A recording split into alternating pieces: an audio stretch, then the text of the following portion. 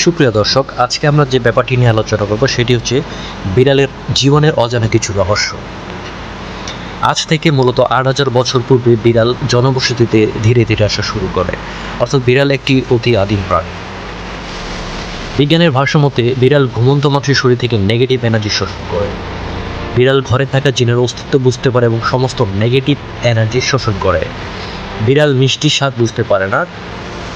বিড়ালের জিভে মিষ্টি স্বাদ পাওয়ার মতো কোনো রিসেপ্টর নেই। বিড়ালের নাকের গঠন মানুষের আঙ্গুলের ছাপের মতো, অর্থাৎ দুটো বিড়ালের নাকের ছাপ কখনো এক হতে পারে না, যেমন দুটো মানুষের ফিঙ্গারপ্রিন্ট কখনো এক হয় না। পোষা বিড়ালের পশমে বিদ্যুতের উপস্থিতি পাওয়া গিয়েছে। বিড়াল তার জীবনের 2/3 সময় ঘুমিয়ে কাটায়। অর্থাৎ 9 বছরের বয়সের একটি বিড়াল মোটামুটি 6 বছর শুধু ঘুমিয়ে কাটিয়ে ফেলে। পৃথিবীর সবথেকে দ্রুততম মানুষ উসাইন বোল্ট, যার গতি হচ্ছে ঘন্টায় 44.72 কিলোমিটার, কিন্তু একটি বিড়াল প্রতি ঘন্টায় 48 কিলোমিটার পর্যন্ত যেতে পারে। বিড়ালকে আপনি যত দূরেই ছেড়ে দিয়ে আসেন না কেন, বিড়াল খুঁজতে খুঁজতে ঠিকই আপনার ঘরে ফিরে আসবে।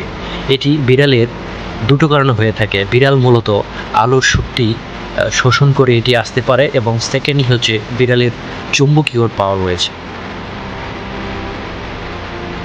আরেকটি মজার তথ্য হচ্ছে, বিড়ালকে আপনি যদি 10 তলা থেকেও নিচে ফেলে দেন, বিড়াল কখনো মরবে না।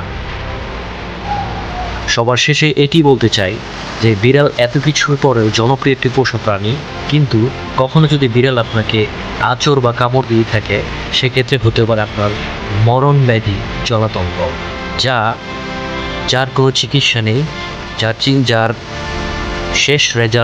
শেষ ফলাফল হচ্ছে মৃত্যু।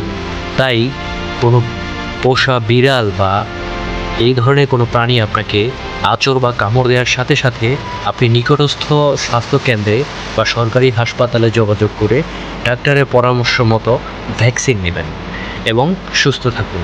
তো দর্শক, আজকে এই পর্যন্তই। পরবর্তী আরও কোনো এপিসোড, আরও কোনো অজানা ব্যাপার নিয়ে আপনাদের সামনে হাজির হব। ধন্যবাদ ভিডিওটি দেখার জন্য।